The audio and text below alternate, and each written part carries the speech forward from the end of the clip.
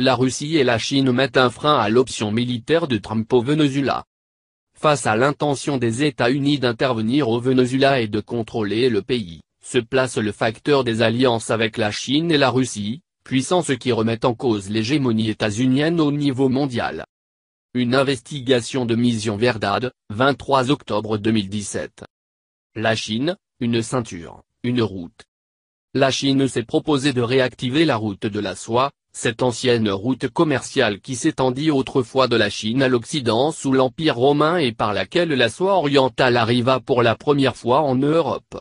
C'est par ce double couloir de commerce et de distribution de ressources énergétiques et de matières premières, que le président Xi Jinping cherche à rouvrir les canaux entre la Chine et l'Asie centrale, le Moyen-Orient et l'Europe.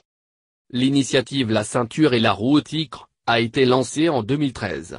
Elle englobera des routes terrestres, la ceinture, et des routes maritimes, la route, afin que le pays devienne moins dépendant du marché états-unien pour ses exportations et améliore ses relations commerciales dans la région, principalement à travers des investissements en infrastructures qui visent à renforcer le leadership économique chinois. La Chine prêtera à hauteur de 8 000 milliards de dollars pour de l'infrastructure dans 68 pays, pour une population totale de 4 400 millions d'habitants, 65% de la population mondiale et un tiers du PIB mondial, et une part de 30% de l'économie mondiale. Cela représente 7 fois plus que le plan Marshall des États-Unis pour reconstruire l'Europe après la Deuxième Guerre mondiale. La ceinture couvre 6 couloirs économiques, le nouveau pont continental euro-asiatique, le couloir Chine-Mongolie-Russie, le couloir Chine-Asie centrale-Asie occidentale, le couloir Chine-Péninsule indo-chinoise, le couloir Chine-Pakistan et le couloir Bangladesh-Chine-Inde-Myanmar. Elle s'étendra également vers l'Amérique latine par voie maritime. Au-delà d'évacuer le surplus de produits, avec l'ICRE, le gouvernement chinois envisage de déplacer les excédents manufacturiers moyennant la délocalisation industrielle vers les pays périphériques, le long des divers couloirs de l'initiative. Par la fabrication de produits industriels de haut de gamme, il parviendrait à commercialiser des trains à grande vitesse, des générateurs d'énergie et des équipements de télécommunications. La Russie en réajustement géostratégique.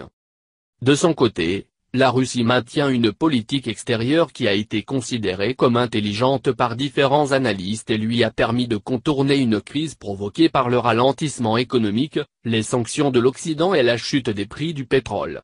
Sa stratégie est dirigée par la création de l'Union économique euro-asiatique qui réunit le Bélarus, le Kazakhstan, le Kirghizistan et l'Arménie, dans l'intention de constituer un marché commun unique avec la libre circulation des marchandises, des services, du capital et des personnes, et, en outre, un espace doté d'une politique migratoire, éducative, englobant même l'information. Après l'adhésion de la Crimée, la guerre à l'est de l'Ukraine et son engagement en Syrie, le Kremlin poursuit de multiples objectifs de stabilité interne et de présence internationale qui sont passés par la stabilisation de sa relation avec la Turquie, ce qui lui a aussi permis de consolider son influence dans la victoire contre les groupes terroristes en Syrie. La Russie a réorienté ses alliances géopolitiques après que les États-Unis ont conçu et soutenu le renversement du gouvernement ukrainien de Viktor Yanukovych et installé un régime d'extrême droite dans le but de resserrer l'encerclement. Washington et ses agences ont pour cela dépensé 5 milliards de dollars dans le financement de programmes de diffusion de valeurs et de formation politique en Ukraine, ont fomenté une révolution orange avec la prise de la place de Maïdan et tout le processus de tension bien connu qui déboucha sur les sanctions imposées à Moscou, aux côtés de l'Europe.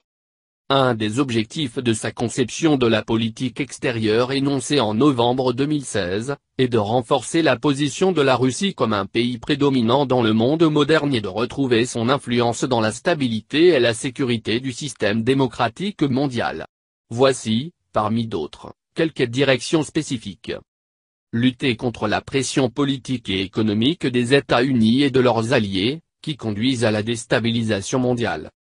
Poursuivre le travail conjoint avec l'Union européenne, UE, qui reste pour la Russie un important partenaire politique et économique. Maintenir l'objectif de stabilisation de la situation au Moyen-Orient et en Afrique du Nord. S'opposer aux tentatives d'ingérence dans les affaires intérieures de la Russie afin d'obtenir des changements de pouvoir non constitutionnels. utiliser les nouvelles technologies pour renforcer la position des moyens de communication de la Russie à l'extérieur et accroître la sécurité informatique du pays.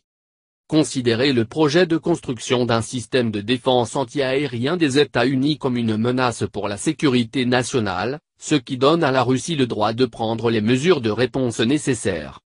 Considérer comme intolérable toute tentative de pression des États-Unis et réagir avec force à toute action hostile. Construire des relations mutuellement bénéfiques avec les États-Unis. Renforcer les liens de la Russie avec l'Amérique latine et la Caraïbe.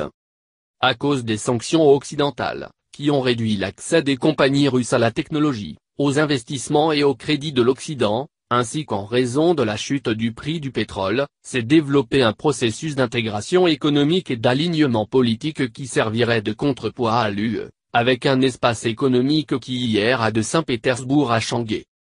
Le bloc Chine-Russie gagne des espaces par une vision multipolaire.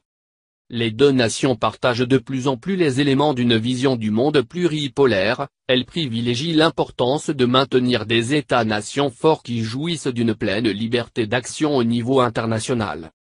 Elles partagent des critiques envers les gouvernements occidentaux et dénoncent ce qu'elles considèrent comme une couverture médiatique occidentale biaisée.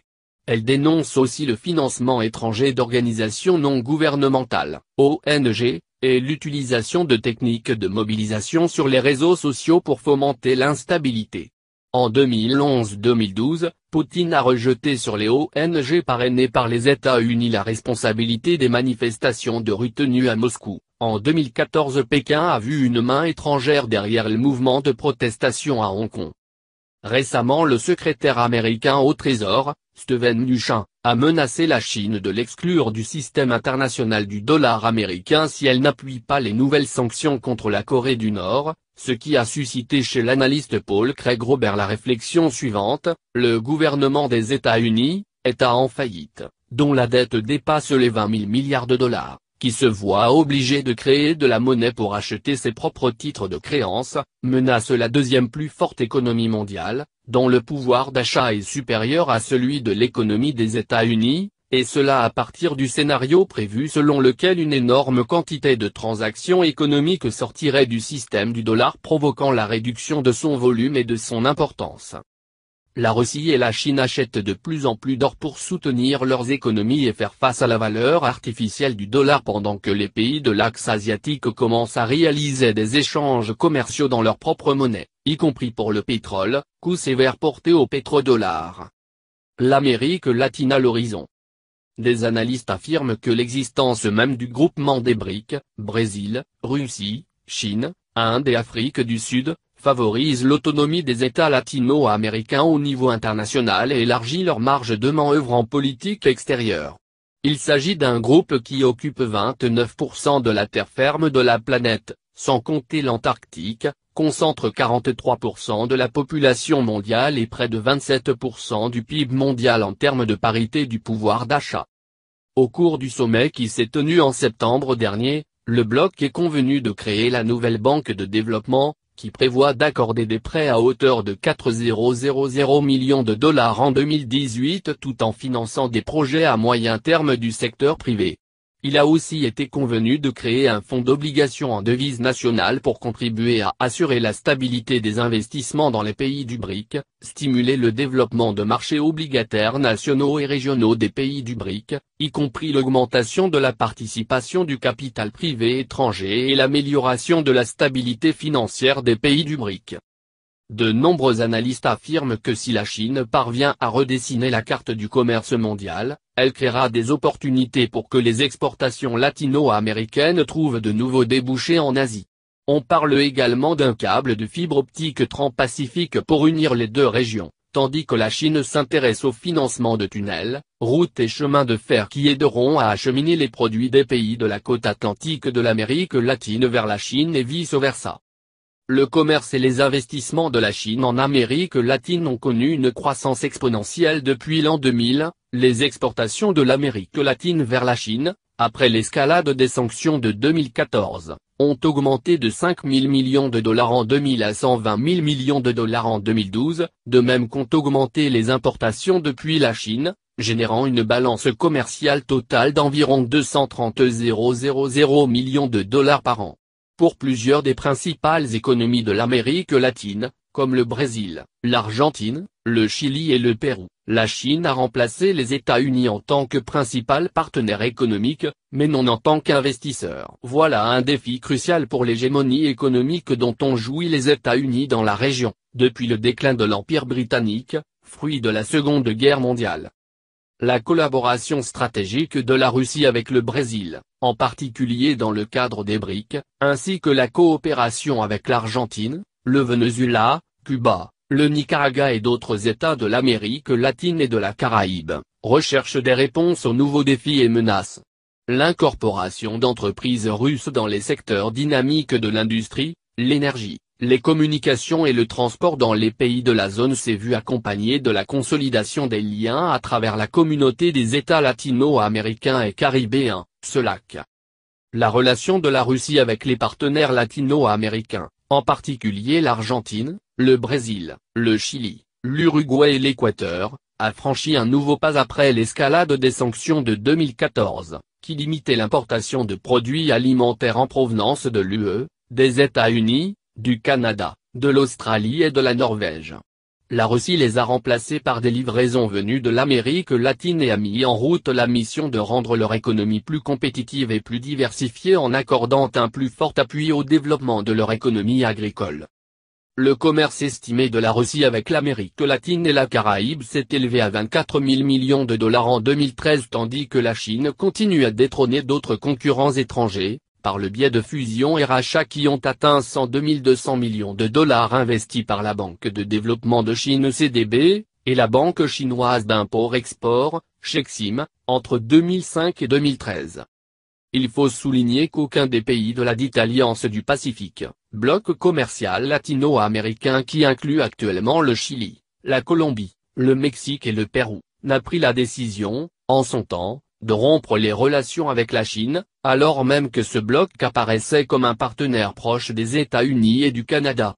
Ses membres, moins la Colombie, figuraient parmi les pays désireux d'établir le partenariat Trans-Pacifique, TPP, annulé par Trump en janvier dernier.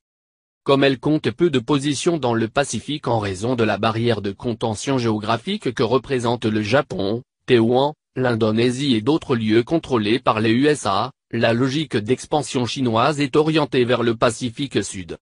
La dissuasion au Venezuela. Le Venezuela est la première destination latino-américaine des investissements chinois. Depuis 2001, se sont développés quelques 800 projets de coopération qui ont permis le développement de secteurs aussi stratégiques que l'énergie, le pétrole, l'éducation, la santé, la technologie, le commerce, l'agro-industrie, l'agriculture, l'infrastructure, l'industrie, la culture et le sport. En 2013, le commerce bilatéral avait été multiplié par 13 714, passant de 1,4 million de dollars en 1974 à 19 200 millions de dollars. La Russie dispose d'importants investissements dans la ceinture pétrolifère de l'Orénoque au travers de l'entreprise Rosneft qui ont été consolidés et seront augmentés après la rencontre à Moscou des présidents Poutine et Maduro début octobre. La coopération agricole également devrait augmenter, au moyen de la mise en route d'usines de transformation de denrées alimentaires de haute technologie. La coopération militaire engage plus de 11 000 millions de dollars dans divers systèmes de missiles, de défense, sol-sol, solaire, des systèmes d'artillerie, défense anti-aérienne, fusils, hélicoptères, avions de combat et équipements logistiques. L'échange commercial entre les deux pays a connu son apogée en 2013, lorsqu'il atteignit 450 millions de dollars. En mai 2013 un accord de confidentialité permit à Rosneft d'obtenir des données géologiques sur les blocs pétrolifères en mer du Venezuela pour leur possible future exploitation, dans la claire intention de protéger les intérêts commerciaux chinois et d'assurer l'accès russe aux futurs gisements de pétrole et de gaz au Venezuela.